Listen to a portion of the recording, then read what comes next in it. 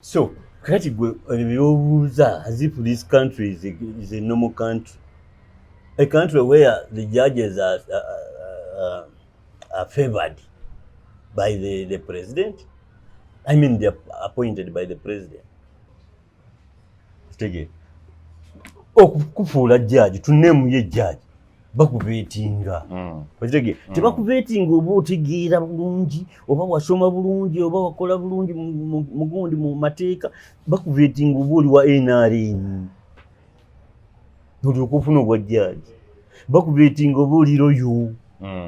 Oli kada mulungi. Oba oli loyo kada.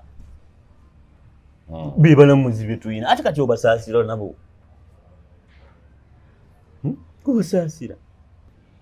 Nti kakati jjajja mwami si yakyasalawo yekka. Wadde nga yasalawo nti oyo mulamuzi bamuwe. Naye waliwo list gye baba bamuleetedde obuleetezi nti kusaako omukono. N'agamba nti atuuno nga ono si yali mu skandeeri. Omuzeeyi naawe sayini nga tetulina budde. Oyo yatereera twabigira byaggwa. Ani amusobola omuddamu bw'atyo? Haida aba mutabani we, muwala we, mukazi we, aba muganda we, okitegeera? Kubanga bakuze. Interest zaali ez'omusajja omu, kati ne zifuuka ez'ababiri, kati z'abantu 200. Family and extended family members and friends. Kati omusajja wattu omusaasira. Ate n'okadde wakuze. Kakati n'amawulire muli bafu. Oli bwe bagamba nti oli yabbye billions 2 ate gw'osooka okkubira olaba oba n'akuwaako 2 sitoola ogitte. Mba njagala side ya story. Api mubyo aba yabbye. Bati n'okukakasa. The proof nti yabbye. Mugambe muwaganya wano. Jonathan muwaganya. Njagala binoonyereza mbenga ddala yabbye. Ngenda nja mukubira kumubuuza oba ddala yabbye. Kati kutwala nti nawe omukubira. Naye nedda. Nange mukubira. Nedda. Nze mba mukubira actually na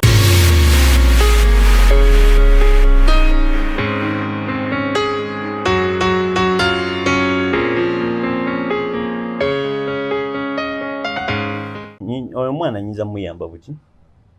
Buyamimanya ekizibu ki? Manya ekizibu ki? What is his problem? Manya ekizibu ki nyinza muyamba buyambi. Kuba tosobola kubeerawo nga anayiza ntalo ayagala kuyomba. There are two problems. One, aina low esteem of himself.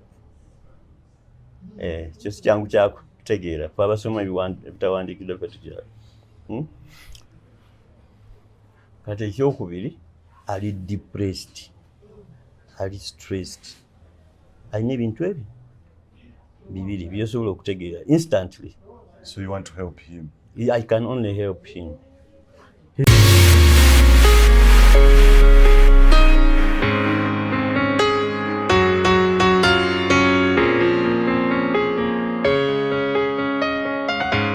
Abalungi abatuuliriza era abatulaba olunaku olwaleero tukyaddeko ewa Sheikh Ashraf Dembe.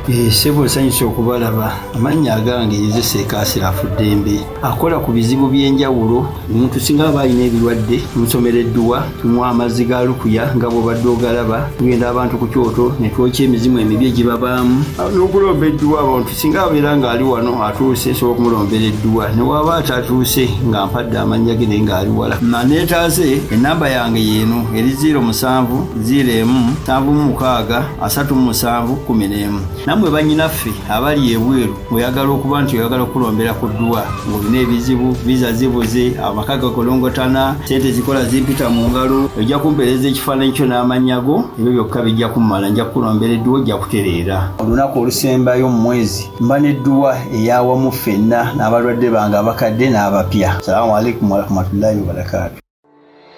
Weesiimye mattu oli wa mukisa okukira abalala. Omugugu gw'ebizibu by'ettaka gukutikuddwa. Brand Property Services Limited ku lw'ettaka eritaliiko nkaayana. Ennyumba eziwedde okuzimbibwa wamu n'ez'okupangisa, apartments ez'okupangisa wamu n'okugula mu mawanga ag'enjawulo okuli Uganda, Kenya, Bungereza, Dubai, America wamu ne Canada. Okuddaabiriza ennyumba oba ebizimbe byo, property management n'abasaveya abakugu abataakufere. Twekwate ku nsonga zonna ezeekuusa ku by'ettaka nga kw'otadde n'okugobera ku kyapa kyo. Kati pazo y'eby'ettaka ebadde kukaluubiriza egonjoddwa. Bw'okwataganye naffe tukubire ku noti 703 824 noti 79 oba noti 773 26 580 noti oba otusange ku MT House omwaliiro ogusooka room 5 ewazana ku Entebbe Road okuliraana ekizimbe kya Muguluma Empire. Tukyalireko ne ku website yaffe www.brandpro.co.ug.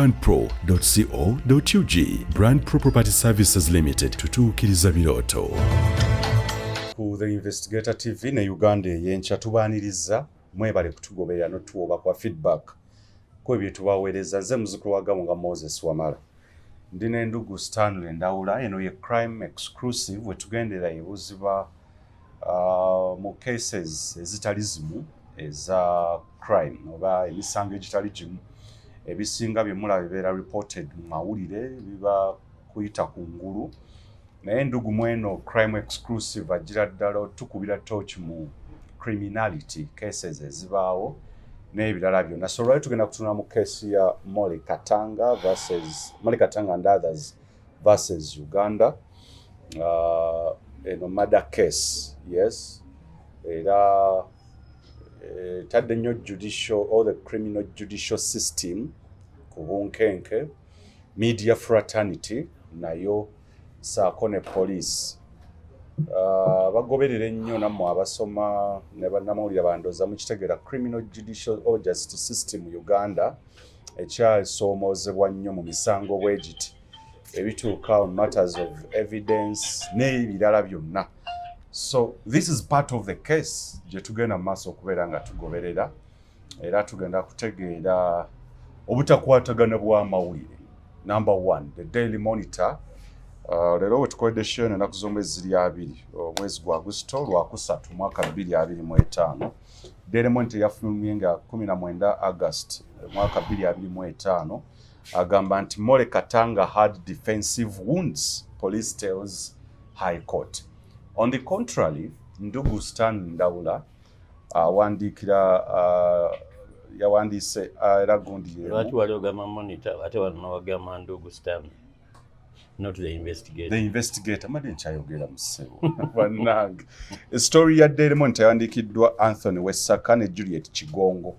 Eya The Investigator News yawandiikiddwa ndugu Stanley Ndawula ngaga nti Katanga murder. Police doctor finally suggests Molly Katanga injuries could be surgically inflicted as first family in-law Geoffrey Kamuntu is exposed deeper. Mu story eno eya ndugu ekulaga nti surgeon ya police surgeon mukulu Dr. Moses Byaluhanga fenna gwe tumanyi atabuusibwa obukugu bwe mu bintu bino.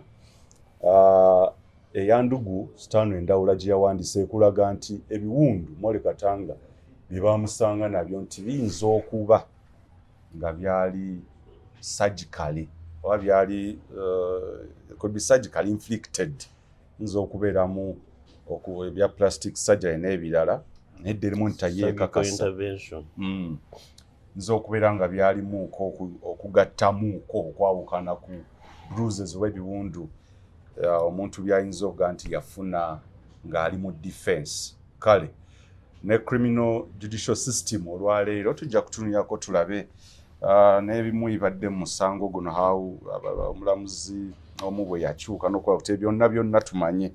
Ne kansooke nkuwa endugu Stanley Ndawula akulamuseeko ate oluvannyuma tugende mu maaso. Nkwaniriza nnyo ndugu. Kansubire oli bulungi. Good morning, good afternoon, good evening, depending on where you watching us from. Stanley Ndugu Ndawula, the investigator, as usual, the gun that fires, not the one for hire. I repeat, not the one for hire. nsanyuse okubeerako nammwe nga bulijjo. Njagala okubeebaza okukola abakola, mwebale okukola, mwebale okupakasa, mwebale okukazana, mwebale okucapa, mwebale okukola kyonna ekisoboka okulaba nti muteeka mufuna ekigulira Magala Eddiba.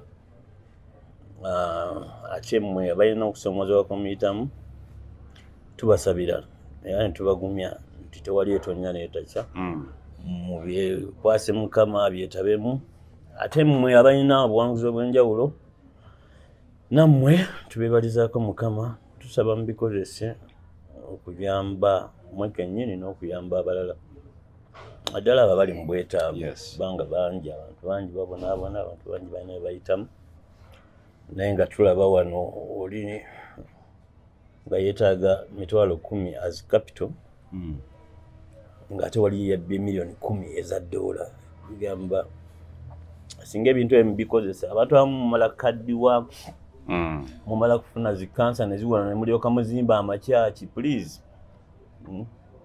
mutandikirewo okuyamba buli w'oyita, buli w'olaba waliwo omuntu yeetaaga obuyambi.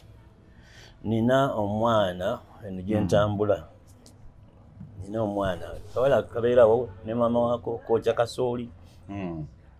Kitegeera tekansanyusa nnyo lumu ng'okasangako kutta ebitabo maama waako ayokya kasooli ko kavuddeyo ku ssomero kali mu kulivayizinga ku luguudo.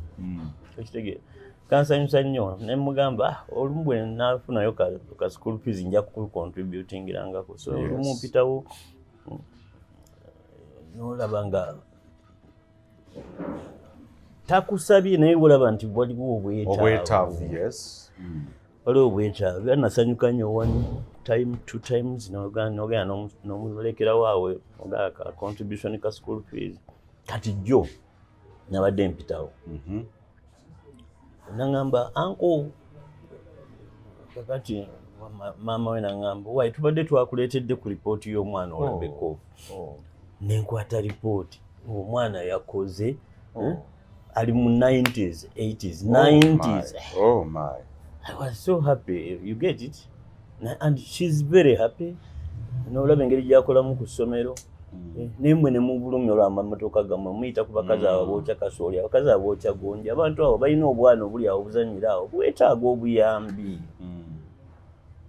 Buli lunaku funayo omuntu gw'okola ki? Gw'okolako ebyekisa, gw'okolera ebyekisa.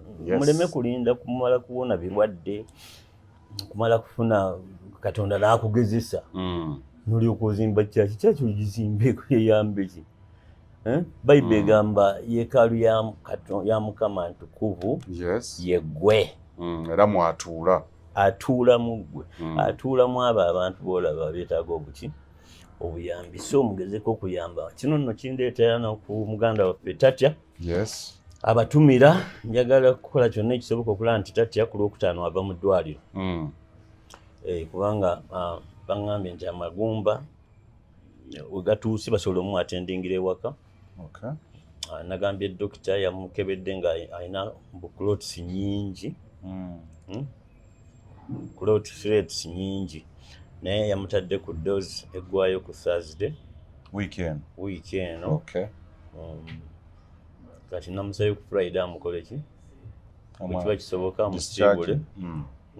So naye nga tulina okwebaza ntino nti era mmwe abayamba demand za ddwaliro nnyingi. Ekitegeero kukumira omuntu ku kitanda leero nnaku z'omwezi wammeka amazeeyo omwezi mulamba n'ennaku. Naye okumukuumirayo mu mbeera eyo ali kajjansi bakeyateeka tuli kisaasi. Even reaching him is expensive by itself. Naye tusobodde okukikola nga tulina mmwe abalina omutima guli gwe mbadde njogerako. So njagala kubeebaza nnyo abatubeeredde ku lwa muganda waffe Tatya. Munzikirize sina kyakukola. Sina kyakukola. Nze kitange yabeeranga buli Sande ng'ajja n'agamba bannaye twakuŋŋaanyiza bwe ziti. Simanyi ez'obweyamo bwe ziti. Kati kyankwata mu kanisa kiri mu musaayi. Ate ne mudde ewaka n'abatuma mwewole sukali ku dduuka. Naye ng'ate ssente abadde eringa ng'azireseeyo mu kyaki azibasomedde gye ziri. So it is not his money. Njagala kwebaza muganda waffe Saabaludiini Luwowa. Ajja yatuweereza $20,000 Jjajja waalu atuweza emitwalo 15. Mukwano gwaffe Imelda emitwalo 6, emitwalo 5 mu 6. Bwana Muwonge nja kusomako erinnya limulimu kubanga abantu abasinga obungi bangamba tosoma amannya gaffe galeke naye kiina kyakukola naawe ne bw'obeera ggwe kansomeko limulimu kasita Muwonge toliyo omuweka. Bwana Muwonge emitwalo 10. Jane oba JS yetegedde emitwalo 25. Muganda wange Yahya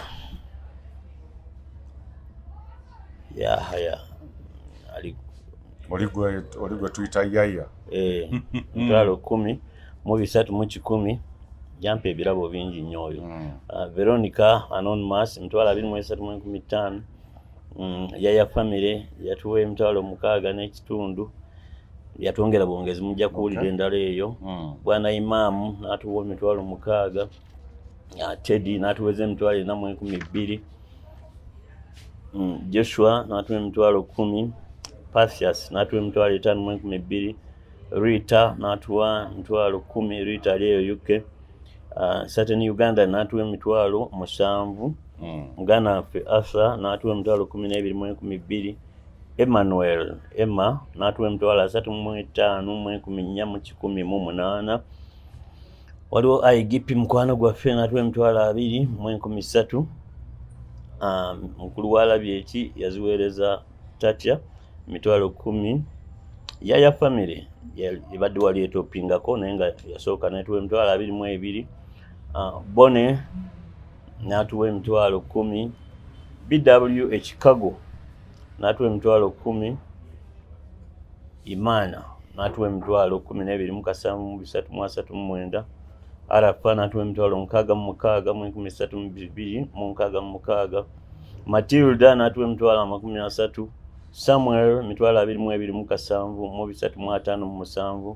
Sara n'atuwa emitwalo 22,846. Waliwo Sara omulala bonna bali SK Sara n'atuwa emitwalo 3,842. Madamu Nagawa ali US n'atuwa emitwalo 10. Rakeri naye ali US n'atuwa emitwalo 35,600. Ate Harriet yaggulawo n'emitwalo 10.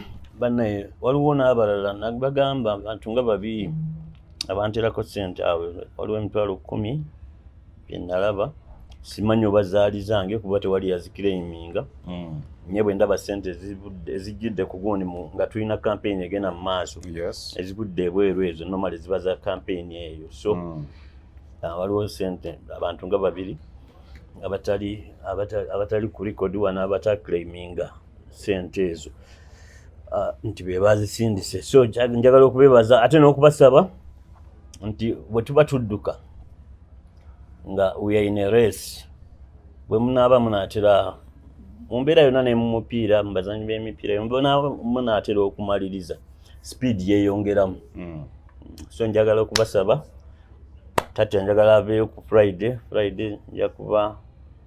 njagala aveeyo olw'ensonga nti ndowooza kyekiseera ate naye eddwaliro jjukira nti ajjanjabwa mukyala we ali lubuto saali agadde nnyo ate babeere fatigued by hospital ati ebisigadde tusobola omujjanjabira ewaka. Kale obanga oba waweereza ng'osobola okwongerayo tujja kusanyuka nnyo mu nnaku zonna olumu 2 ezisigaddeyo twongeremu amaanyi kubanga situnamanya biiro egenda kubeera etya. Koze namba yesembeyo 22 eno.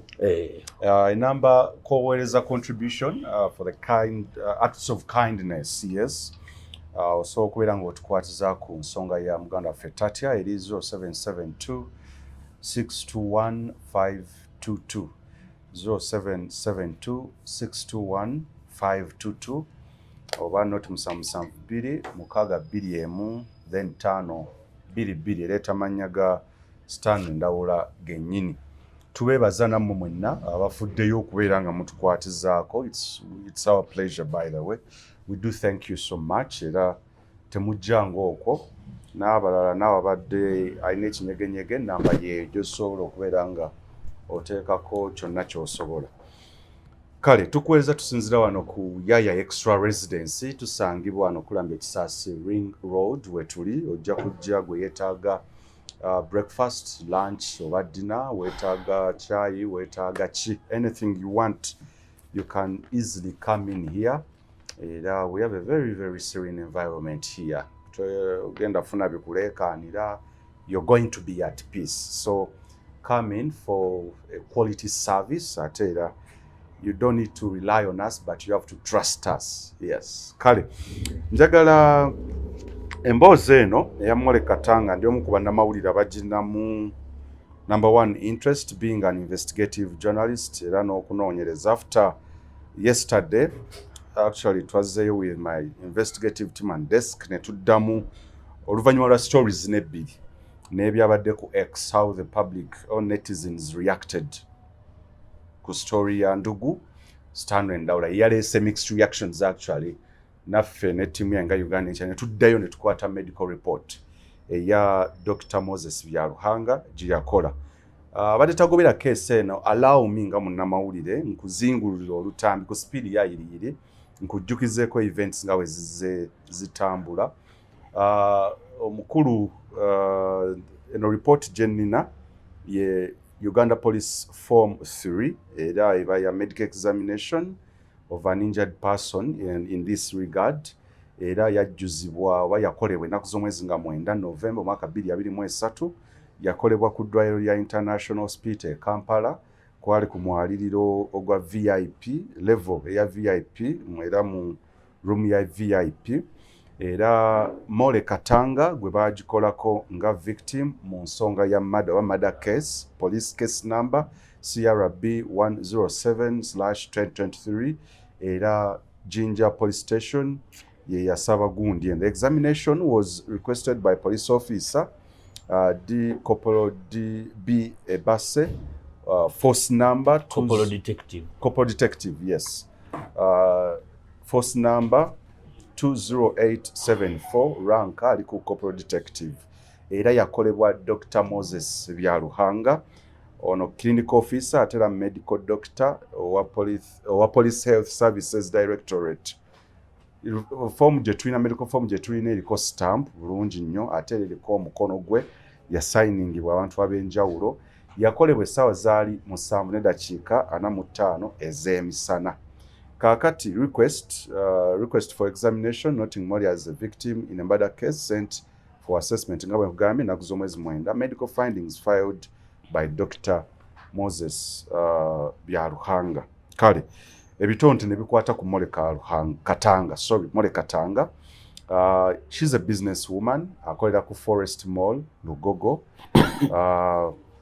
Kakati njagala nkuwa reporta mufunzo bw'ekitalo gwabale tagoberera tugenda okudiscussinga ng'omanyi kye twogerako mu case eno. Dr. Moses Byaruhanga mu report gye nnina gye nkugambye eri stamp ate eri sign eriko n'omukono gwe eraga emikono gye, hands and arms, fractures and wounds, generalized swelling of the back of the left hand with 2 stainless steel pins used for fixing fractures of the second and third metacarpal bones. Abasawo munansonyiwa in case I don't pronounce that right. Ekyokubiri, 2 stitched wounds on the back of the left hand, 1 2 centimeter long and 1 4 centimeter long along the ulnar side with a big ecchymosis measuring 8 centimeters wide.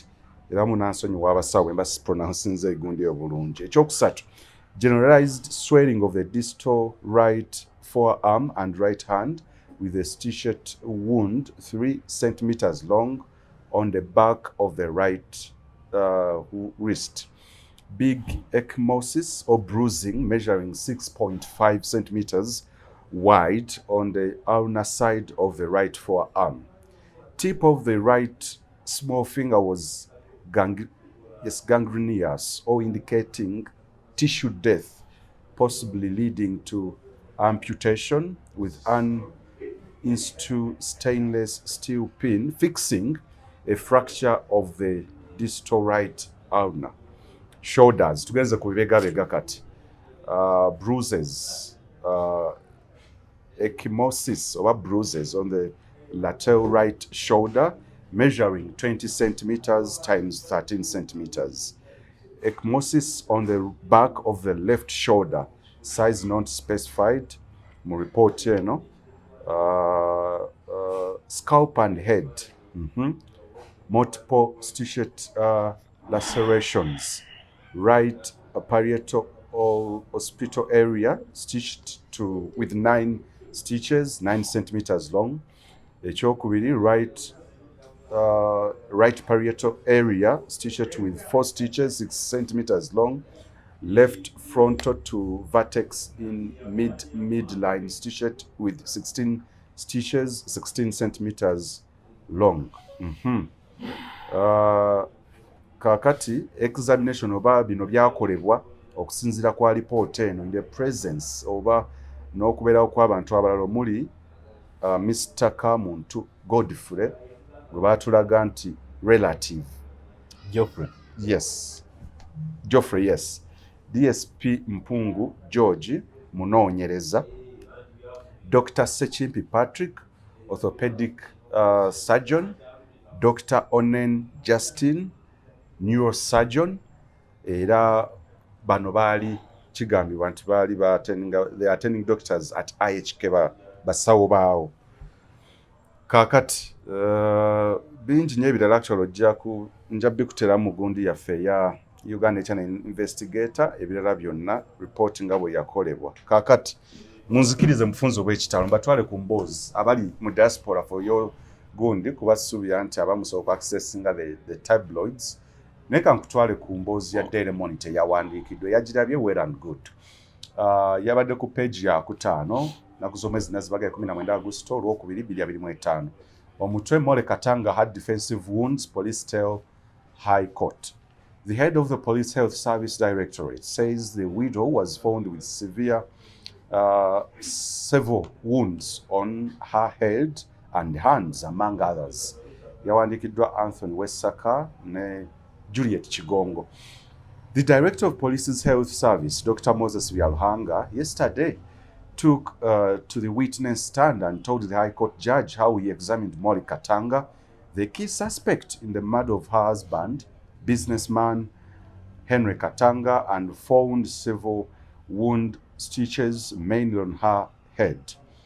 Dr. Byaruhanga, who testified as the 22nd prosecution witness, went on to describe them as defense wounds in quotes that were also found on her fingers and arms. In paragraph 10, all the injuries, open quotes, these are quotations. In paragraph 10, all the injuries described in part 5 above were defense injuries, and I commented that no other injuries were seen on the face, chest, abdomen, and the lower limbs. Close quotes. He told the court presided over by Justice Rosette Comfort Kanya. Dr. Byaruhanga added, open quotes, these are a type of injury sustained by an individual. By an individual when he or she tries to defend herself or himself. Close quotes. In total, there are more than 60 stitches that Miss Katanga had on her body. The 51-year-old Assistant Inspector of Police AIGP further explained how someone can have defense injuries. I quote, you may be walking on a slippery surface and you slide, and somehow you defend yourself from falling. That can also happen. You may also notice that a vehicle is going to knock you and you defend yourself and it knocks a certain part of your body. So in all these situations, you may get defense injuries, the witness explained.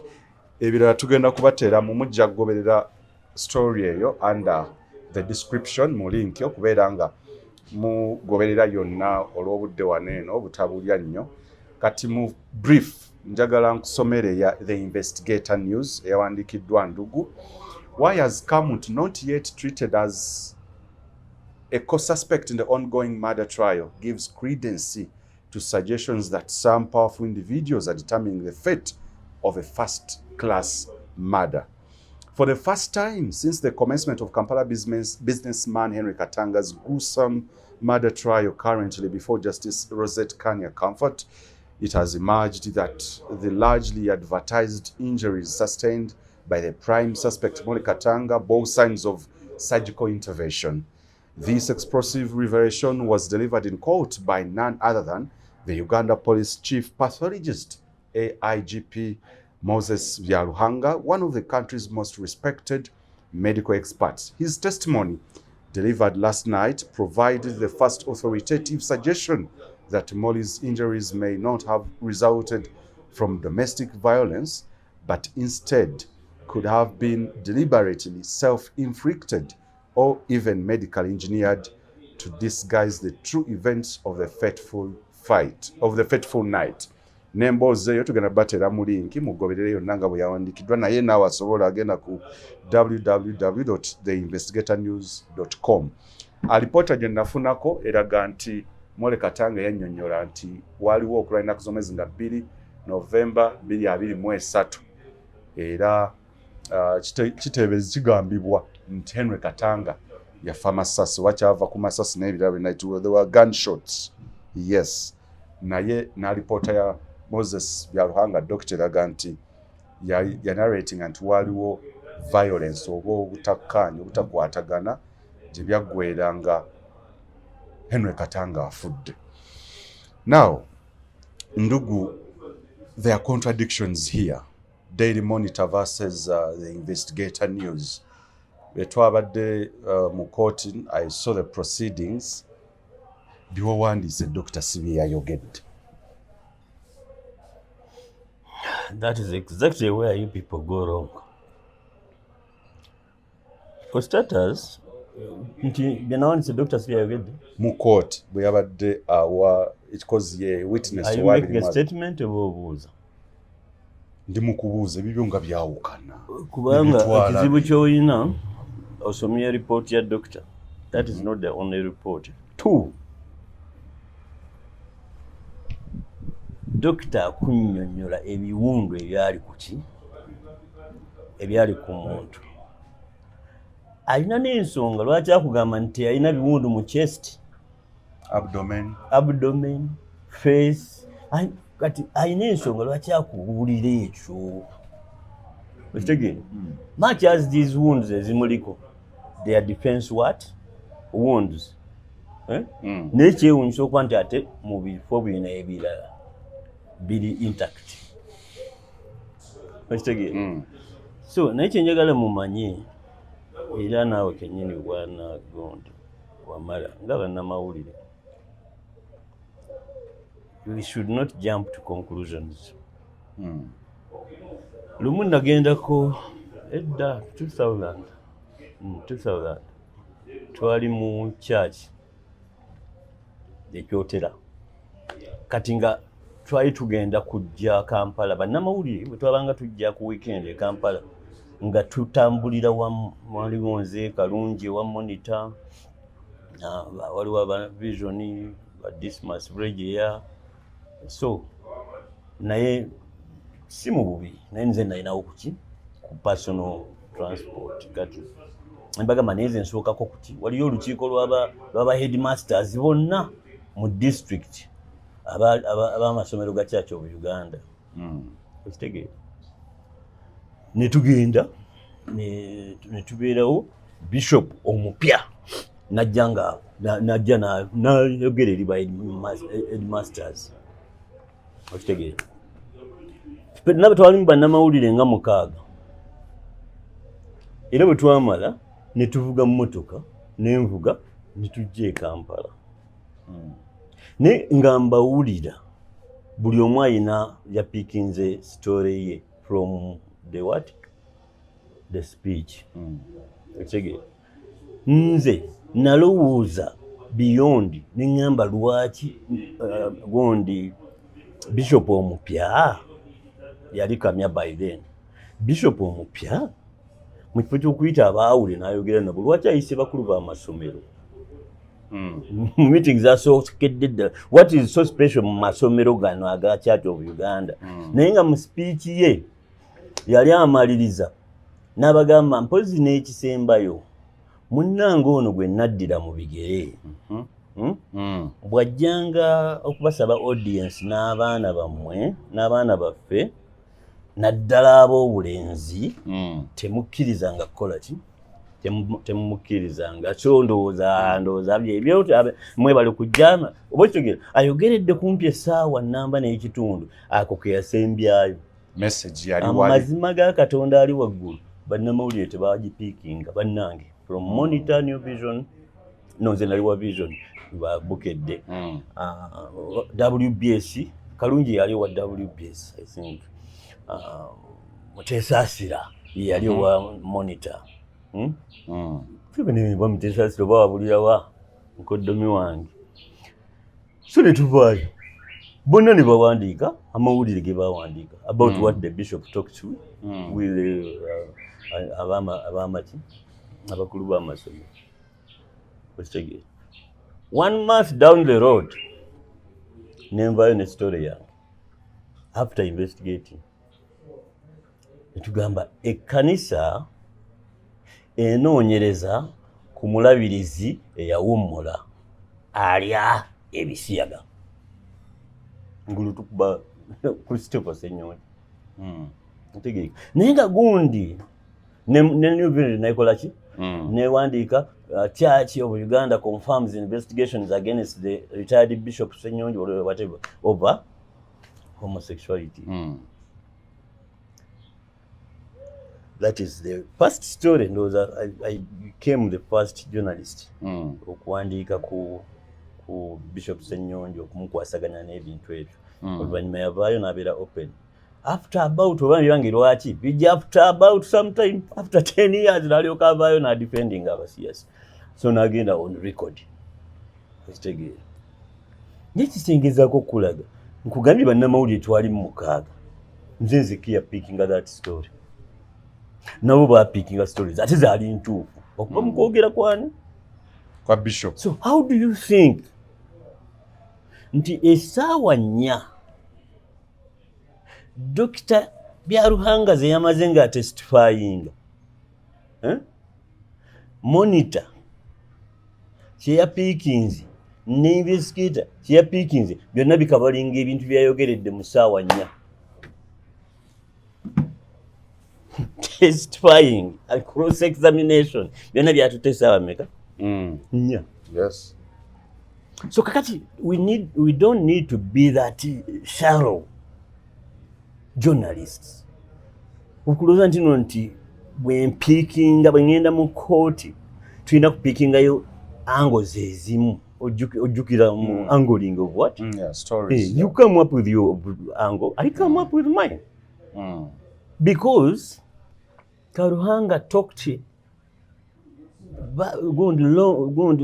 talked majorly on how Kamuntu, Geoffrey Kamuntu blocked him from taking police from taking the photos, whatever. Nze byenna pickings. Your interest, yeah. Era ne mu mutwe mwekiri. Geoffrey Kamuntu exposed deeper. Mu Monitor soma Kamuntu bamuwandiise mu paragraph meka. By the way, those are 7 paragraphs. Simanyi lwaki mbitunuulira. You thought in 7 paragraphs Monitor ze yawandiise alina okukabalinga essaawa ziri 4 zonna n'ebyayogeddwa. Kamuntu bamwogeddeko wano awasemba wano. Half a paragraph we bayogeredde ku Kamuntu. Half the story investigator eyogera ku Kamuntu. When I'm at even half a paragraph in Monitor they talk about Kamuntu. Kakati myamwe crime what? Crime reporter.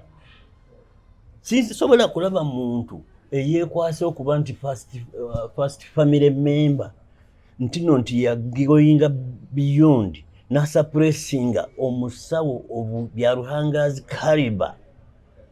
Kwaka Byaruhanga yagambye mu kooti nagamba nabuuza IOs why it took them 5 days sorry, 7 days to secure the what?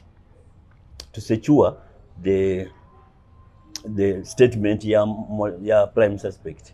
And their answer was Mr. Kamuntu Geoffrey had stopped them. Yayogedde ku private company, security company, guarding a suspect. Come on, it is Uganda versus Mole Katanga. But Uganda police cannot access a suspect in a murder case. Let's take it. N'agamba nti bwe yatuuka Kamuntu nga bana bagamba nti tali mu straight. Byaruhanga kugamba bwe yatuuka, because I think at his rank and whatever, yali tebasobola mu stopping, and he's a doctor, I remember. So agamba bwe yatuuka yasanga Mole Katanga in sound mind. Ayina ebigambo byakozesa. Ebyo nna Monitor tebyogerako. Ekyewuunyisa nange sibyogerako mu investigator. Naye byebyo ebintu kyogera nti yayogedde ebintu bingi. Naye nga munnamawulire. Okitegeera, these are reporters. They chose to be reporters. I chose to be an investigative journalist. Yes. We are presenting from the same. Oli asaka busasi Oli gwogenda. nasalawo kusaka. Tafaayo kumanya lwaki yagambye nti yalina ebiwundu ebiri defensive.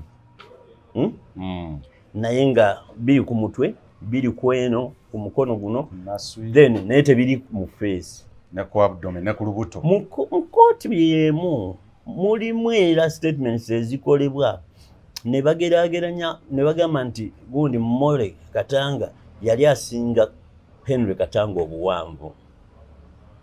Why would they mention that? Ekyo kikulu, by the way. Yes.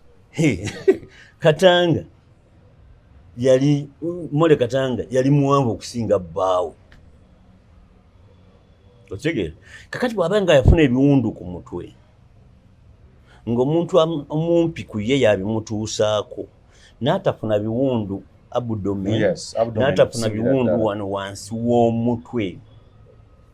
Ntegeereka, there is a suggestion nti yeeweta bw'ati n'amugamba ntuusaako ebiwundu. Nti kwegamba ye baakuba bukubi ng'akola ki? Which is logically not fit, yes. Even the size. Katanga ndowooza mwali mwenkana mu size. Ayinza kubanga mwali mwenkana. Okitegeera, normally a giant on you, bwe mba mulwana waliwo ebintu by'atasobola kukola. For instance, tasobola kuba pawalenga n'akuteeka wansi n'akuba mu kitundu kye kimu. Mr. Wamala, mu kkooti y'emu mulimu obujulizi nti clubs mwe bye muyita emiggo kale zaali nkoni ebisuubirizibwa okuba nti byakozesebwa okuba ki? Okutuusa omukyalo oyo obuvune tezirina DNA. Okay, forensics eraga tekuli DNA. Tekuli DNA. So is it possible that they were ferried into the room? Omanyi ebintu bya Marisa forethought, ebintu ebyo temubitunuulira nnyo. So let me tell you, mwe bannamawulire, omanyi eggwanga nga linaatera okufa kati ng'eryaffe. Dr. Spire eggulo yakoze gundi, yakoze cartoon yanyumidde nnyo naba nagisharinze. Yagambye a castrated nation. Yes, nagirabye. Then waliwo newe nasomya awalala, I think it was Monitor. Njagala nnyo emitwe egyo giri brief naye nga gikugira ekifaananyi. A castrated nation. Waliwo gundi a nation on a nation in a clinic, something like that. Uganda, a nation in a clinic. Eggwanga bali lifa. The first victim is the media. Etegeera.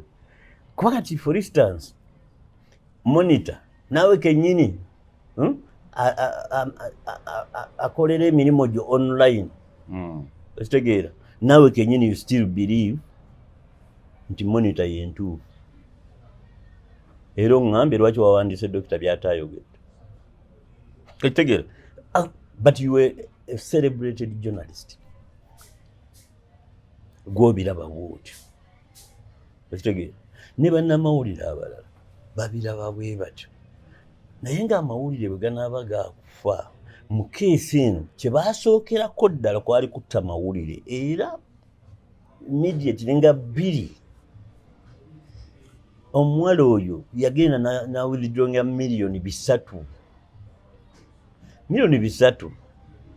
zirina omujaasi gwe zaaweebwa to do the work of driving a narrative in the media.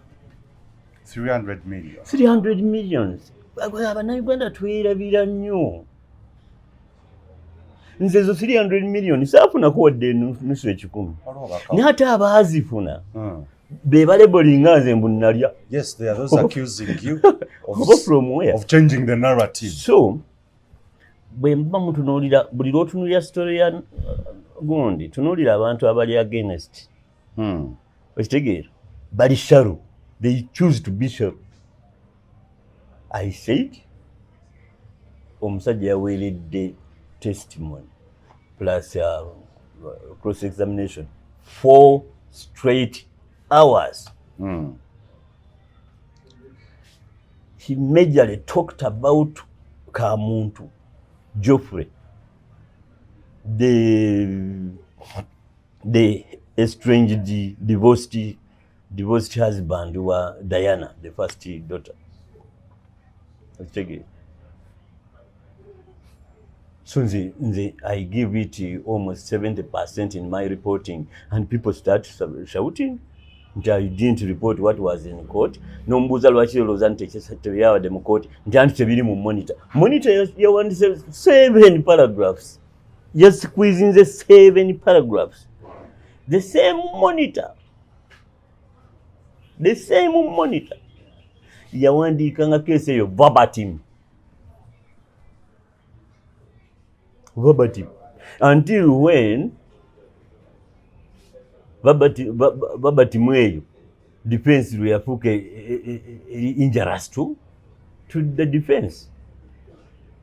Kubanga ebyo byonna bye nkugamba byayogerwa mu kooti. Waliwo n'omuntu yaze ku Facebook si mu bubi bambi n'angamba wandibadde otuleetera n'ebintu ebirala ebyayogerwako by the way tuzze tubiwandiikako buli kaseera mbeere nga nkuddiza biri. Why are you too lazy?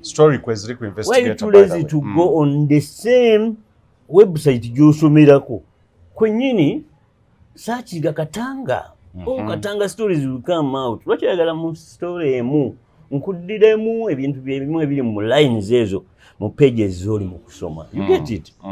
So Ugandans are very lazy to that extent nti tetusobola kusoma bitawandiikiddwa. Lwaki oli atubuulira ebiwundu ebiri ku mutwe ate n'atakoma ku ekyo n'atugamba okay they appear defense what n'atakoma ku ekyo n'atugamba naye side mu bitundu bino temuli biwundu okujjako at the back of the left hand. Tegerika. Aba communicating that to you, but now we are in court. It is court to take a decision. But to us who love to read the unwritten, tuba twebuuza lwaki ayogera ku intact face na biki. Lwaki obuwanvu bwa mmole n'obumpi bwa katanga bwogerwako. Then mu testimony yemwe y'essaawa 4 he talked of surgically intervened injuries. Kitegeeza nti nno nti a surgically intervened wound or injury, it could have been there in the first place. Nga katono bwe kati. Osobola surgically osobola okutampalinga nako. That intervention yogikolako ne gufuuka oguwundu ogunene. Babyogedde ebyo. It was not a Monitor's story. Nze, it was my story. I didn't read the New Vision anyway where yakiwandiise yapiikinze story ki. Nze napiikinze ekyo ekya Sagikale what intervened what Sagiko intervention ku biwundu ne Geoffrey Kamuntu okusuppressinga ki. Just as simple as that. That's what I picked. Don't ask me why I didn't pick the Monitors Nalgonda angle. Era stories means kubulidde eri opinionated.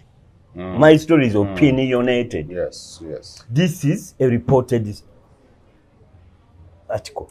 Do you need really gamana mawule kikwetagisa bwongo bungi nnyo okwawula and you accuse me nti nawandise ya Dr. Moses Waruhanga wagisoma konzite nina nene jeziri naye kyenjagala ate ebyogerako mu report ezo endala nkugamba obujulizi obuze buweebwa mulimu n'obujulizi mu kooti omwo mwennyini kyegamye tino nti verbatim bagikola ki mulimu n'obujulizi owa ballistic expert eyagamba there is a way a pistol bw'oba ogikubye bubi eyinza okutulako engalo zo. Yes, nga tomanyi oba tolina engalo zo. So kati nga tulina tunyumiza nnyo nti omukazi yakutukako akagalo nabyo byetaagisa okumanya oba ntegeereke byetaagisa okumanya naye saagala nnyo nga bannamawulire twefuule bajjaaji twefuule bajjaaji ntino nti we want what investigator is trying to do is to maintain that the 300 million zaakozesebwa okusuppressinga amawulire. Etegere era temusuubira ntino nti mugenda kufuna ebiki ebiri mu kooti mu butuufu bwabyo. Kyolaba ntino nti we pick what we expect other media not to pick. Because Kamuntu is among the people who suppress the police. Is among the people who suppressed what? Media. Kati owa police watibwa bamwogeddeko n'ayogera ebyali mu ddwaliro Kamuntu engeri gye yakozesa simu eyiye okukwata ebifaananyi. When you get to know that, you are very sure nti bali be basasula tebagenda biwandiika. So for you pick that story and you give it an opinion. For us we do opinionated stories. So saagala nnyo mu kitwale nti bye tuwandiika mu mawulire bigenda okudetermininga whether mmole yattono oba nedda. But we need to keep the public informed of the little we can offer from the much said in court. Kati nze bwe mmanya ntino nti gwe your reporting of the case is to injure the real narrative. At least I counter it, not entirely, but at least let there be a debate. Stand byawandise byabaddeyo tebyabaddeyo, Monitor byawandise byabaddeyo naye ate tebabinnyonnyodde. Stand byawandise byabaddeyo naye okitegeera.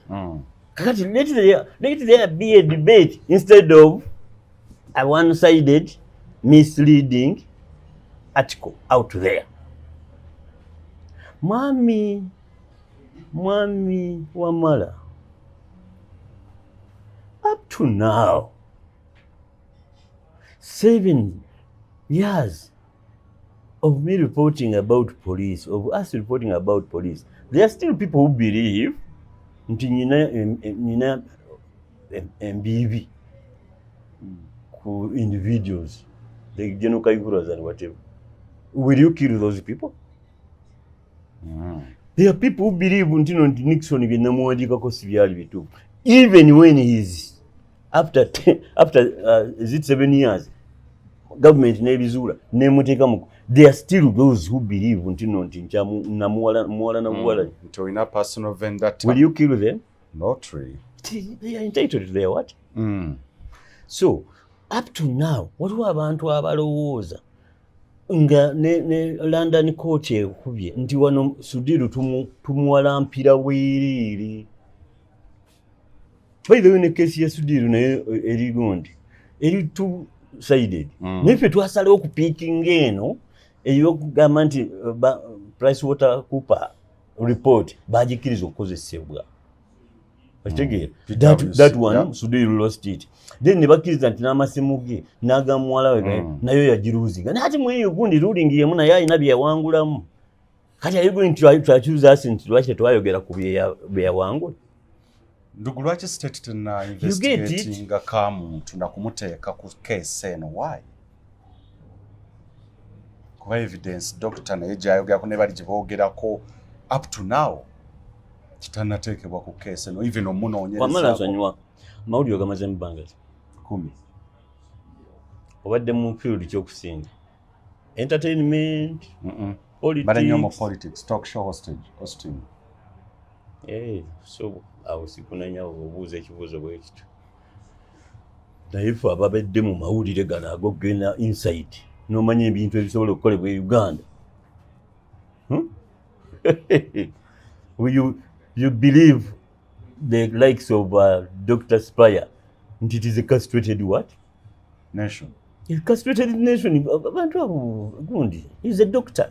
Si doctor wa bisolo, si doctor wa abantu, si doctor wa knowledge. He is communicating to you. A castrated nation. Ebintu bingi. Bw'oba omusajja oba tokyasobola kuzaala. Ekitegeera. Nti ku myaka 3 you are a castrated Uganda. Kani abakyakulinamu essuubi. Nakugambye guno omusango gwalimu million 3 okutandikirawo just to kill, to drive a narrative, a certain narrative. Nekugamba abaali basasanya sente zaali ki? Mu shows zino zennyini eziri wano nayogera ne ngamba twetaaga okusabira ennyo abo bakooli. Okitegeera. Jonathan Muwaganya abo abali ku side ya state. Kati John abadde nina case ya Jonathan Muwaganya yenyigira mukubba oba mukubbe ettaka, something like that. There are some allegations against him. Era ekintu kyaddukidde ku bwongo bwange ne ngamba ono ali capable okubuzaabuza billions 6 ng'ate tali omu yekka, mulimu ne ba ministers, maybe MPs, kitegeeza ayinza okuba naye yagabanako million nga 7. Anaasimatuka billions eziri mu case eno. Eno case erimu billions. Not only to change the narrative, but also to influence the investigations. Ntegeri. Kati okutandika okukwata first family member omuyingize mu bino ngaddiro mwakikola jo twali tutudde mu seti eno yennyini. Nze ira alina ttaka lyakola ki? Nimbaga mwefiiramu abaana n'emirambo ne tugiraga. Did you hear anything? Apart from okuba nti simanyi balina meetings ebalimu oba ne olwaleero balina meeting Entebbe because of what we raised. Again. But nobody is going to consider having Nzeire be asked. Ntegeri. Waliwo ebintu byotalina kuweebuuza. Olina akwata space y'enzirugavu bulungi, black beauty naye emyusa. Notandika okugamba gwe mukola abakolooza alina amagezi. Kati buyagala nkuddemu. Nga si doctor yamugamba nti owaayi eddagala lyenkuwadde okuwonya kino ligenda kukyusa kkala. Naye nga ye kennyini yeesalirawo. Tuli mu ggwanga bwe lityo eririmu abantu bwe bati ate nga be bakulembeze bafe. Mufunze no justice in this story mu maaso gye tulaga. Exactly. Sagala nga bwe ngambye twetaaga kuyita mu mawulire to predetermine. Our job is to drag a debate. A debate worth it. Wakati Mole Katanga had defensive wounds. The doctor yomono gwe quoting. Nange we quoting. Ngayogera kusagiko intervention. Cause the same wounds. kati kikulaga ki nti we both have interests we are serving, only that mine is not facilitated, is driven by the love to serve, ate eri endala a driving bwa part of the 300 million. As simple as that. Part of the 300 millions. Yensonga laki papula tezikyalina gundi, tezikyalina space mweziteeka baba team. They are killing the media. Namwe mukkiriza. Ebyo ebintu mbisuubira ku baana aba social media n'abiribinga bwatyo. But not people like Wamala. Anthony Latif thinks like me. Allows you're driving a narrative. Wamala. Yes. Nyinza okuba nga nkunafuyiza. Nate tewenafuya kutuuka kwefuula mboyina endowooza yemu neera. Who is that boy? Who is he? He's a Ugandan. More journalism. Who is he? Do you know him? Oba okuba wamulaba mugundi, omulaba ku social media, nawe oyagala wegeraageranya naye. But is a citizen entitled to his opinion, Ndoko? But don't drag yourself near him. He's not you. He's not a journalist. He's there to drive the other narrative, the 300 million sponsored narrative. As simple as that. I've said it now and before. So you want to stand next to him, he believes like you. Ngweze nkimanyi ombuuza lwakuba nti mu mawulire ebbanga lirisinga olimaze nga hosting. That is your speciality.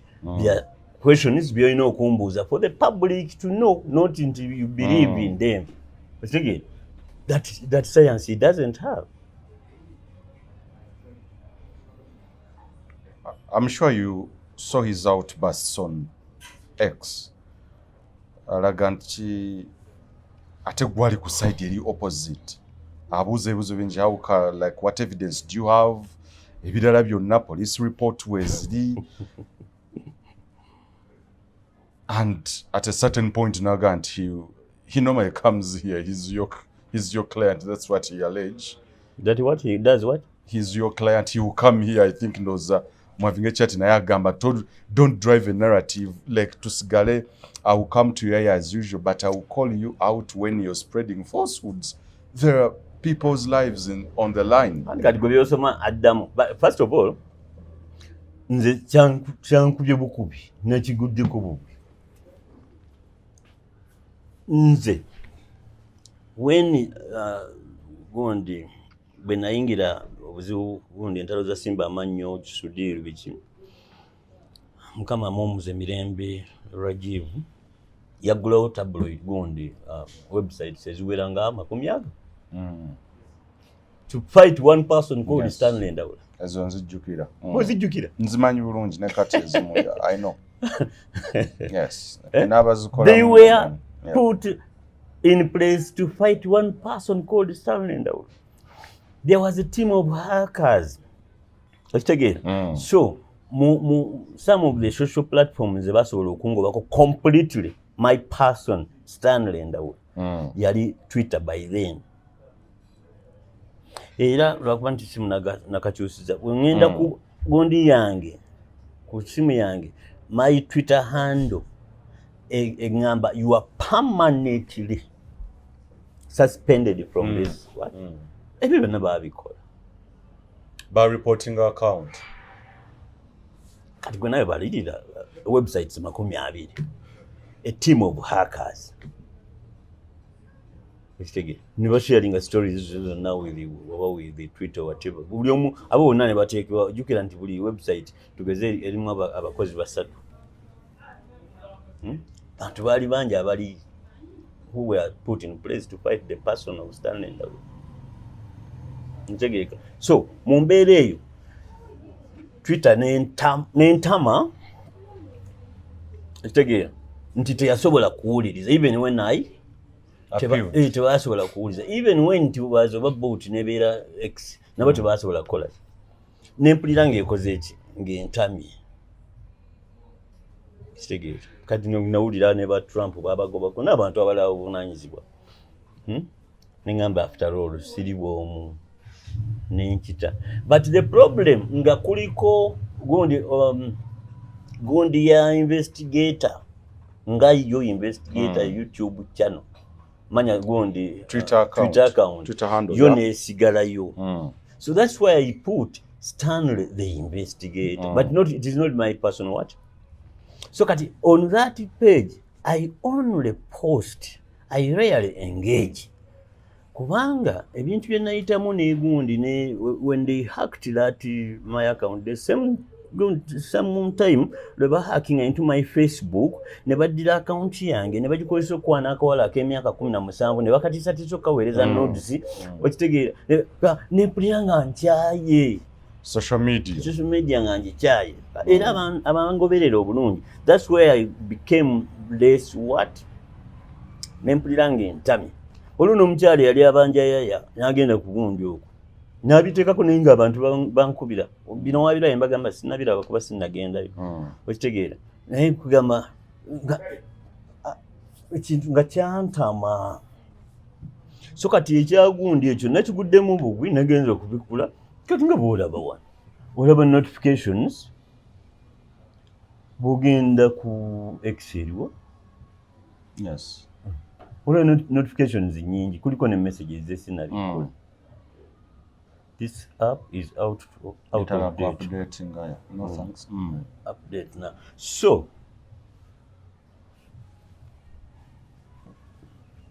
kati nenkigwako ngenda okulaba nga Natifu akoze eki nga Natifu awandiise ekitegeera bambi n'agenda n'ajjayo n'akantu ka tono wana alina we yayogerera mu bannamawulire babasasula biki tono wana manyi is this guy who speaks mbeera yeeyiri etafaayo nga bw'akyogedde nga ajjayo ensonga lwaki bannamawulire basasulwa era bakolera their guns for hire kati nakyo Natifu n'akijjayo n'akiteeka nti is referring to me ng'agamba mbu is referring to me nagamba yiitono wana naawe mukwano gw'omuvuddemu biki bweyamba n'ebitunuulira kakati nze ne muddamu one reply gyokka amazima ga Katonda mu ggulu gye nazeemu nensirika era okuva olwo sinnamanya birigenda mu maaso wa naye kati ng'abantu abanfaako nga bankubira baŋŋamba omwana oyo mwesonyiwe ne mbagamba no I don't have any time for him. I know how to choose my battles, Mr. Wamala, and that boy is not even near them. Okitegeera kubanga kati olaba Ouma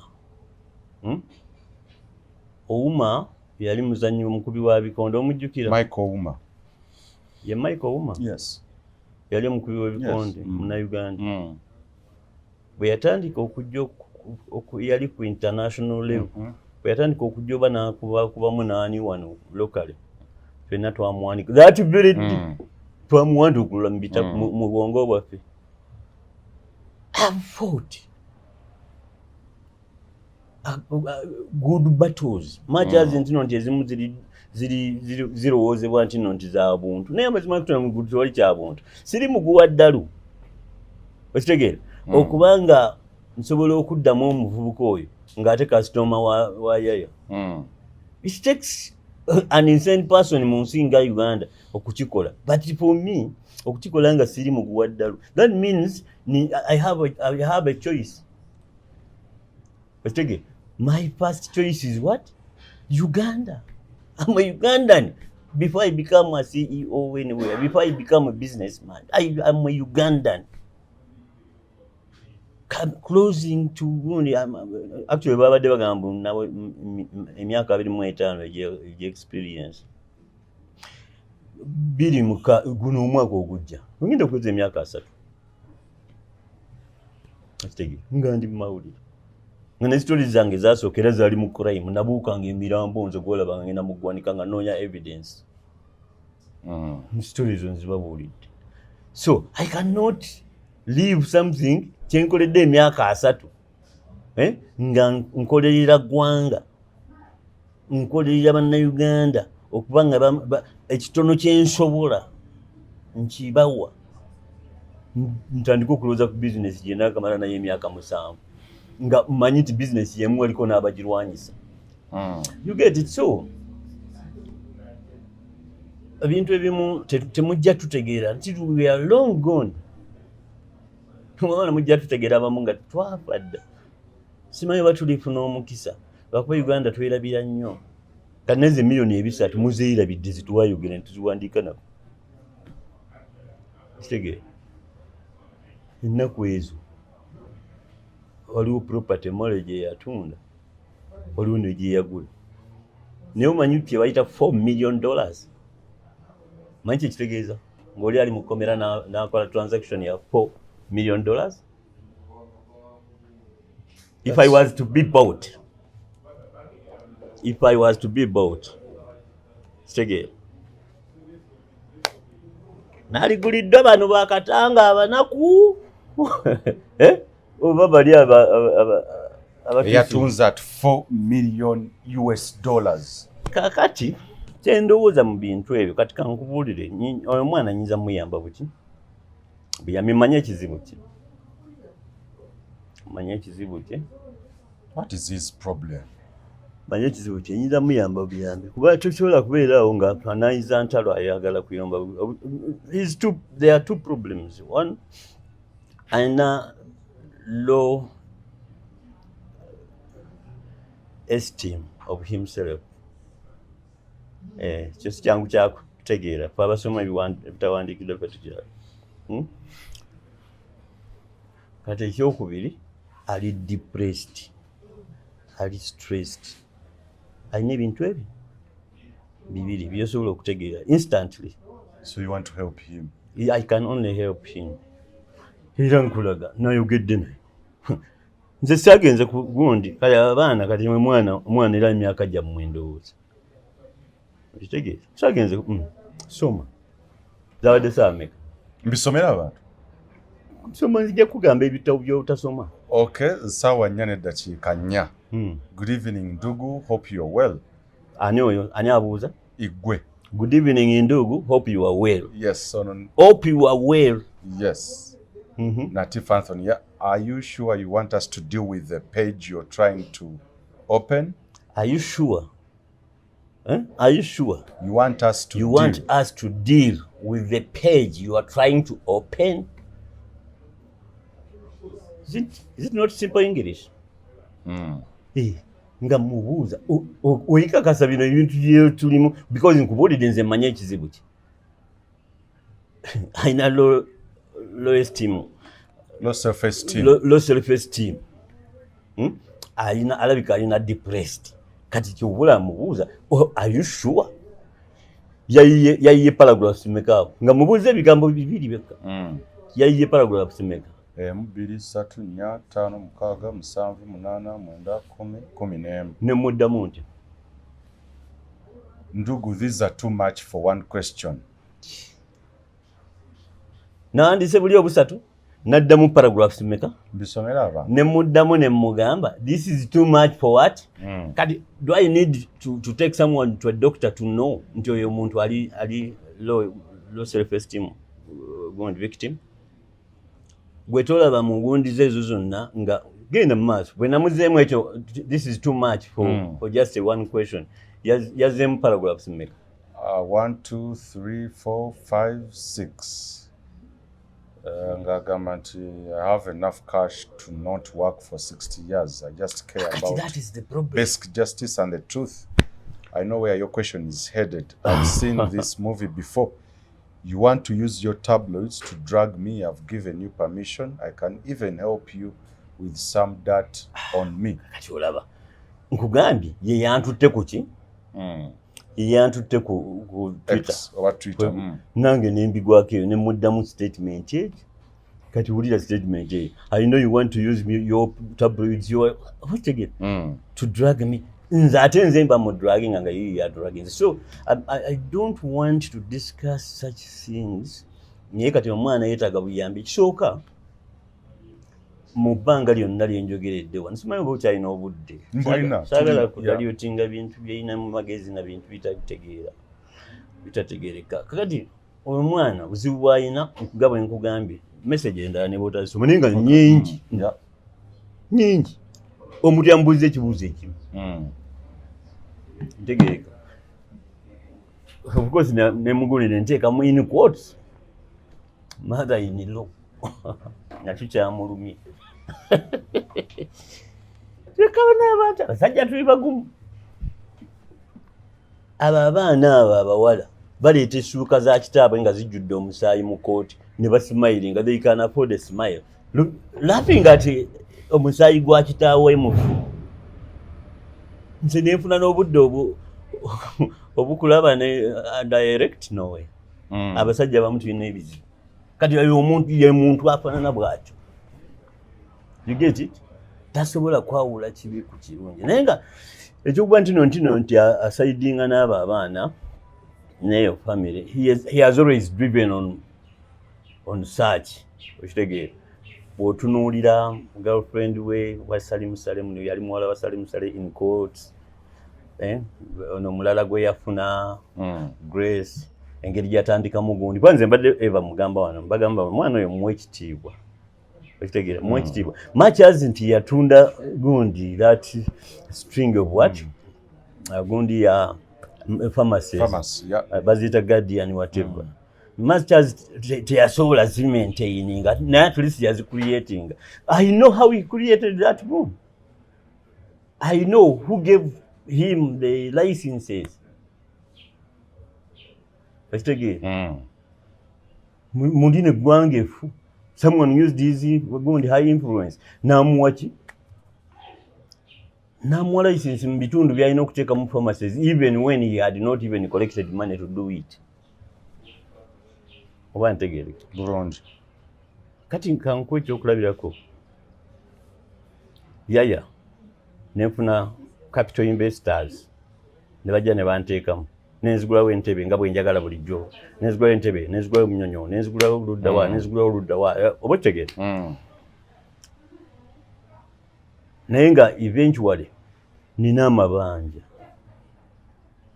okitegeere kati bagundi bano ba investors ba shareholders nga buli lwe bankwata bwabeeka ntwala mu bizibu byange biri ebirala byennaku bayisooka n'akuŋŋaanya ssente mu bantu baana ba obizi ne ogizi ba namiryango ina ba ogizi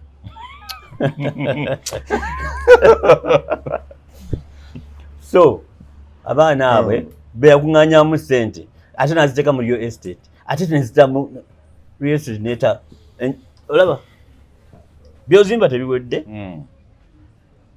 ate teziweddewo ate olina okugulawo negundi oba kitegeera kati yalina amabanja for him weyagendera Kenya alisobole okufuna abantu abo so naaba nga shares ze zabeeranga chopped buli bano shareholders be bamujjanga mu kizibu tegeereka nga zibeera chopped kati yatuukira nti atunde finally abina bigenda mu mawulire nti gundi pharmacies Guardian gundi ba Maidawa waliwo gundi abagigula gundi bulijjo ebeerawo wano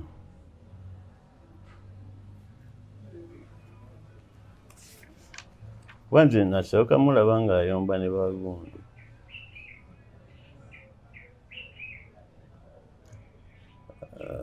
nawe nakiwandiika somewhere abagigula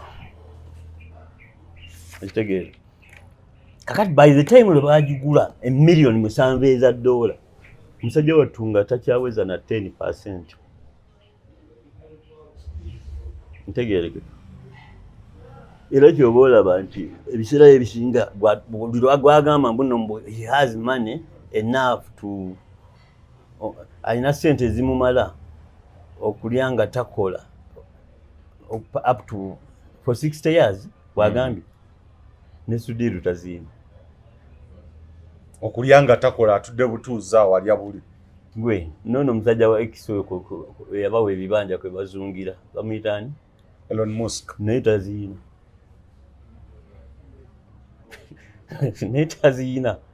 tewali ayina ssente zimumala kubanga takola emyaka 6. That means Elon Musk wanaatakola emyaka 6 oli ajja kujja omulundi gumu amuyiteko twaligabawo waliwo yet you are taking our own Bill Gates and you are taking our own Bill Gates. I need to check Forbes list and Bill Gates yabakamu katono bwatu bana ne bamuyisako egaali ntegerekeka. So kati olaba omuntu agezaako okwematiza nenga tewali akimubuuzizza kitege naye alina obusente bambi bwalya ziri miliyoni 3 nezo zebayongerako ebiseera ebyo naye kati nga atayagala tewali akimubuuza naye olaba nti afaayo kyekiri kye nagambye. So mukulu akola accountability is inferior. Low self-esteem. Kakati emiliyoni 7 zezatundibwa mu Guardian amazima ga Katonda ali waggulu. Oyo mwana taweza ku 4.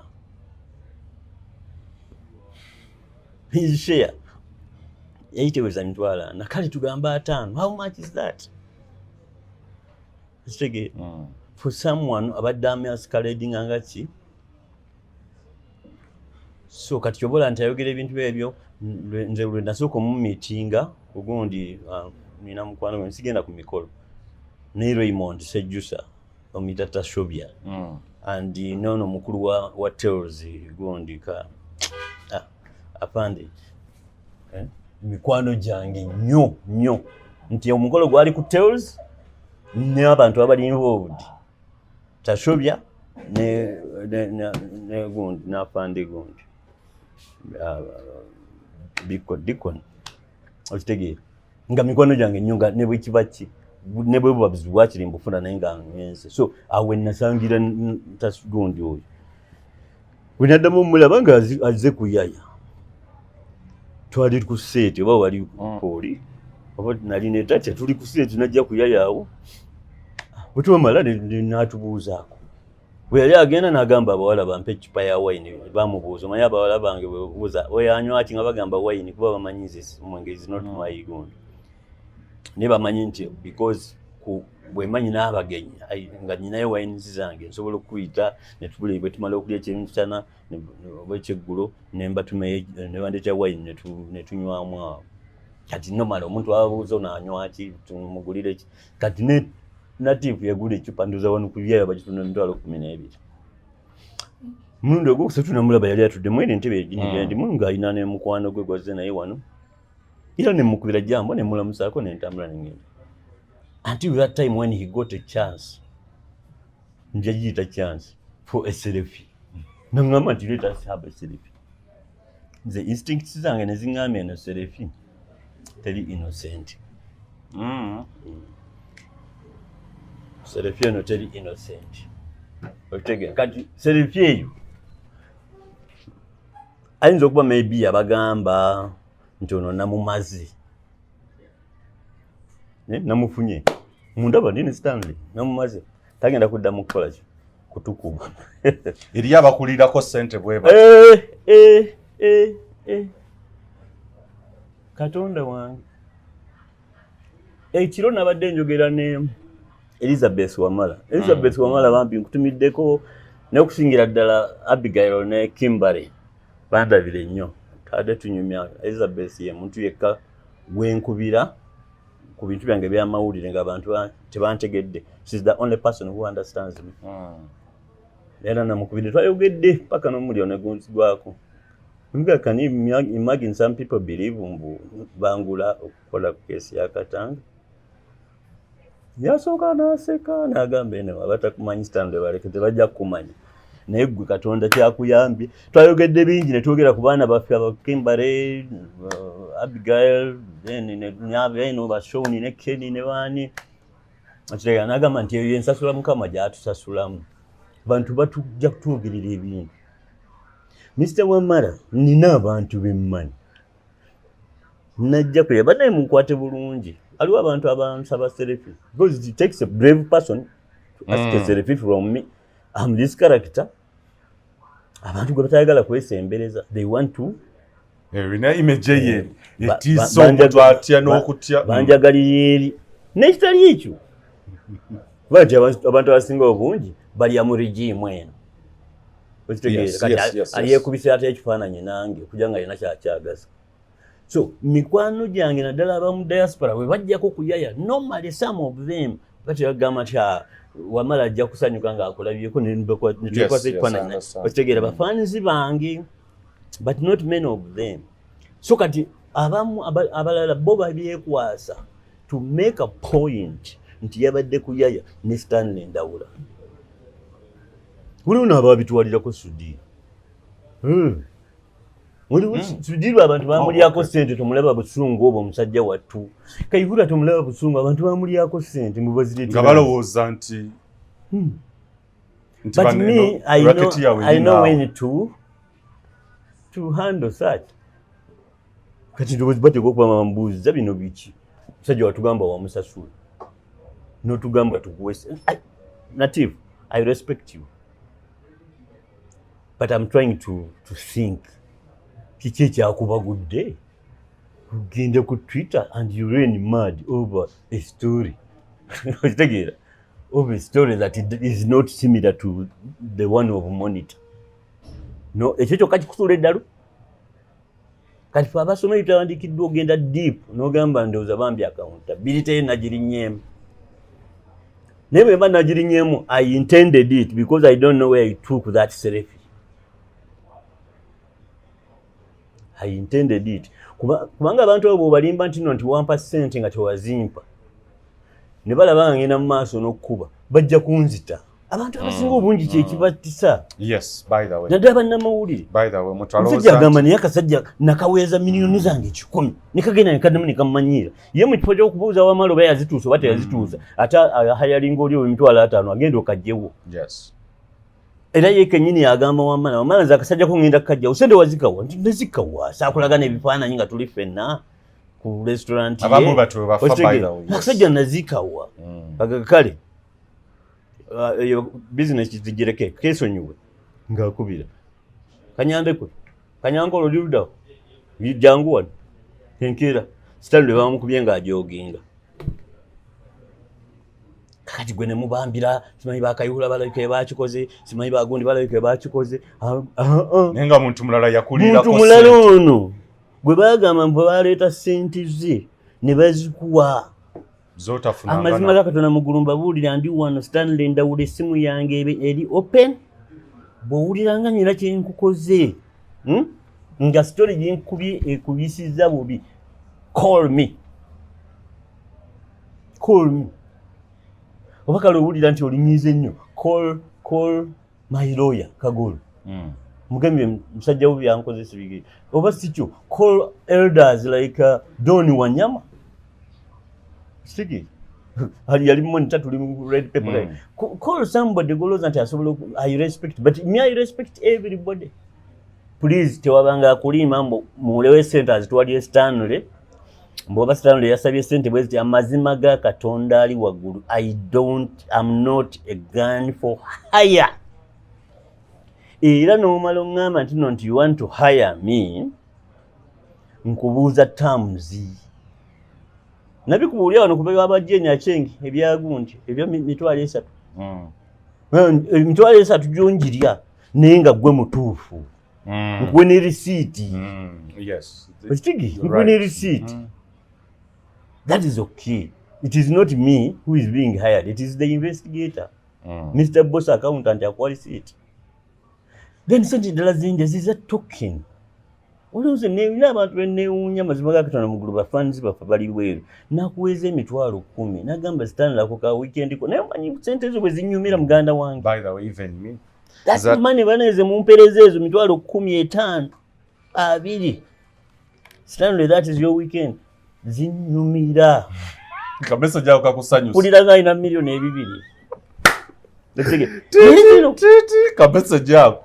Message nze kusimu yange zibeera sente zijjako naye ngamba ezo specifically ati ngamba ezo wezi African sting ya aba abaana ba native because of their desperation to prove themselves bakuwadde emitwalo oba tugeze kati ngaabo bwaganga agenza ayinza okusaba miliyoni nga 10 maybe zaba amanyi tagenda zituusa after all naye kati bali obusiru bwabwe balowooza muze nsobola okusaba miliyoni 10 mu keesi erimu omusaayi ogwayiika mu kajubi keesi tuwa 300 million gwe sente ebiseera ebyo bijjukira 300 million ozijjukira sente zo mpitirivu way back nga namulize bagabana nze omu bwintu nagaana kasiri singa waali nga yasoma yali badde yenkana ne Kenny bali badde bamala bonna erodisi nze nkwate sente bwezi banamulize bagaba mujagamba miliyoni 3 z'abaaki ninga ze bampitira nebagamba nti tulinawo miliyoni 3 zetulina okugabana nibagamba sijja kakati abantu njagala bakimanye bw'obanga oyagala kunconvincinga out of your story please call me please approach me bw'obanga bikulema nnyo go through elders in the industry obanga lawyer wange naye omutidde ekitegeera maybe come to Yaya and ask for an appointment through my people. They will get it. Yes, I'm always at Yaya, but not available. No for an appointment.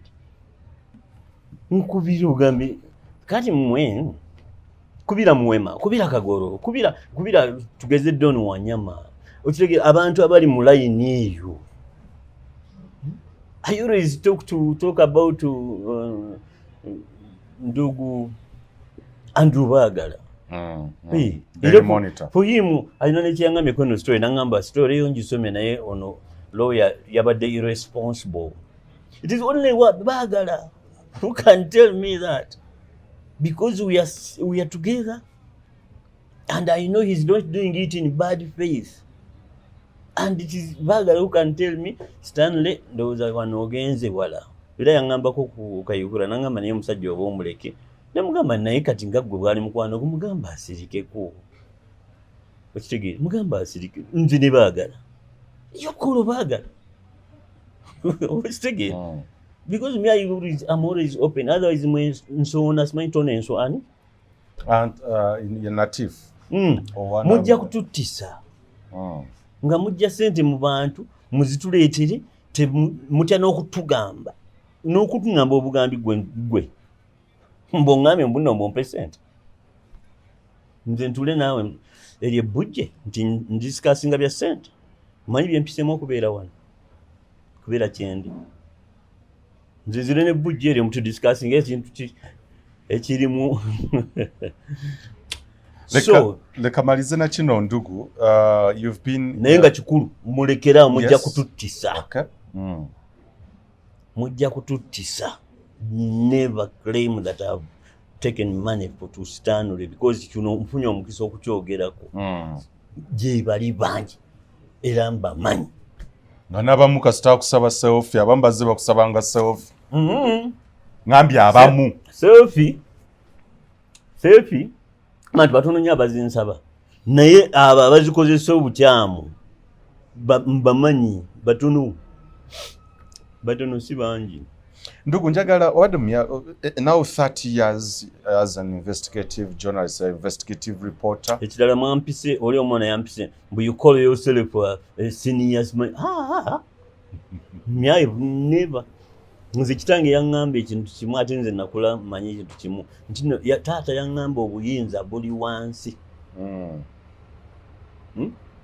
Bw'obanga owulira ng'oyagala okumanya okukakkana mu bwongo obwo power obuyinza buli awo wansi. Nangamba era mwana wange obuyinza obwo bugenda eri oyo asobola okukakkana n'abulondawo. Okitegeera zikyubulaba wembala ne basendi he's a senior what better than the expert nembaga temumpita bintu ebyo. Okitegeera banzi wempandika story waliwo abasanyuka waliwo n'abanyiiga abamu bampita fake journalist abalala bakola ki kati bonna bawe time baweki bawe chance to have their opinion of you. Ekibuzo kino kikulu. Nze seegulumiza ebyo. Ndugu obadde o reporting ze crime for 30 years now.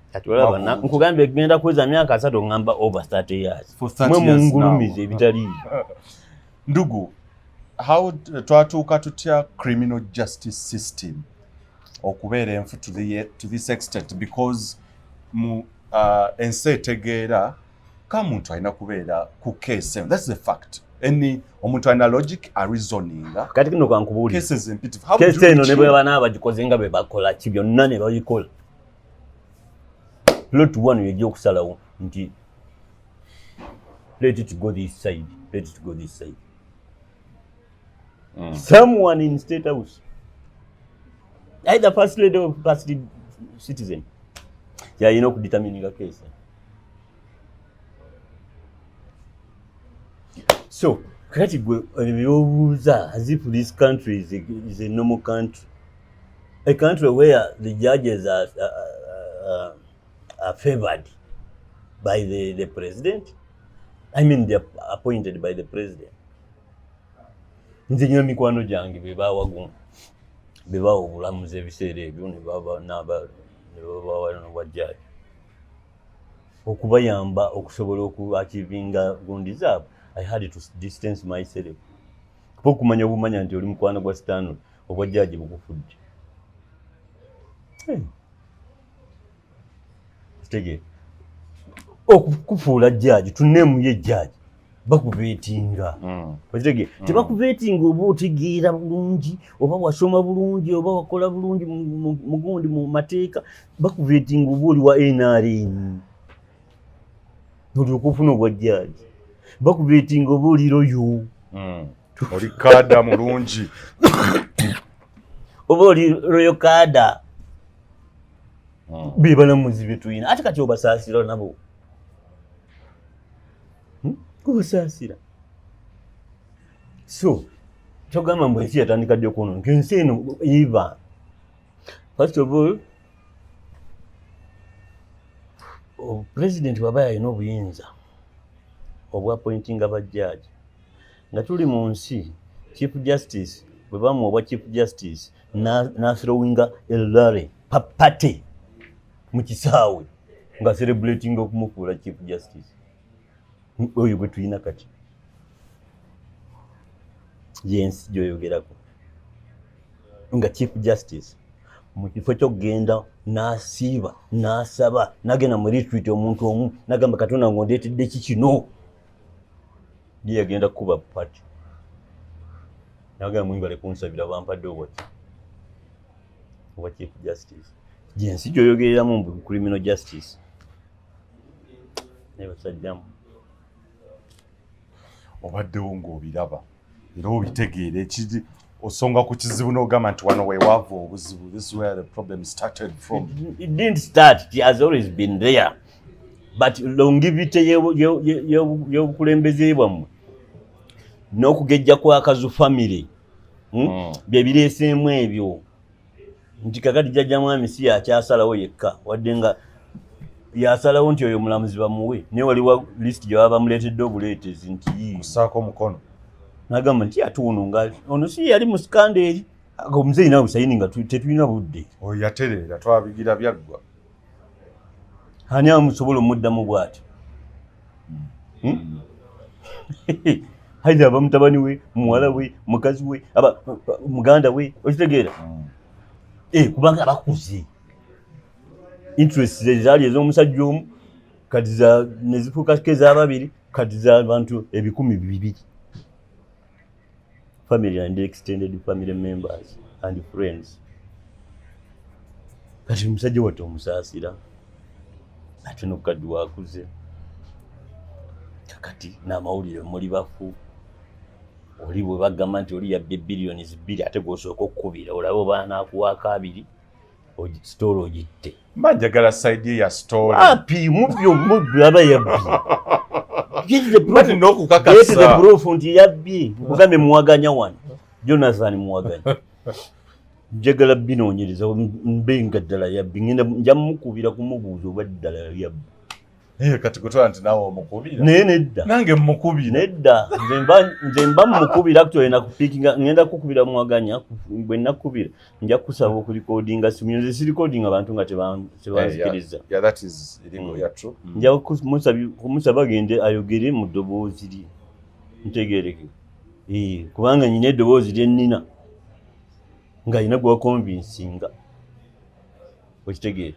Naye waliwo abantu kakati nakubira Nzeire ne simufuna. Kati nteke story wansi mbo okuba Nzeire yaganya okukwata ng'emirambo ngiraba giri mu ttaka wali bagiziikula. Nofuna side ye ya story yadde. Kakati muntu mbo mutyabye billioni 2 atomo abagala okweyisa professional mu nsi etali professional. Mwe baguba ddalu. Mwe tuzize mabega. Musajja yakutta obumbi abinjaga mukubire halosebo wafunye kitufu nti wafunye obumbi. Muba mwagala ko obukadde 5. Ate banna mawulire ba Uganda butama. Nga nawe mwoli nawe oli munna mawulire we Uganda toli we Kenya. Oli we Uganda nawe. Singa tali njagala sente nga muzaagala. Singa investigate judde kasasiro wo birango. Sagala. You don't. Todira mawulire. Nugalemesa abantu ogalaba. Katula bajja kalango kaguuni. Kastanbi. Nagambye Robert akajjeko. Nakugamba luli eri wajja. Baba nasobola kateeka wantu walungi omuntu wasobola okusomera story. You can refund their money. We can refund their money tukajjeko. Come on. That's nonsense. Nonsense. Abakulu abadde bati mu myaka 5 muganda wange nsubira kufuna sente zenkana kyezimatiza. Nze kenyini nze nyina okuwumula n'ekyennina.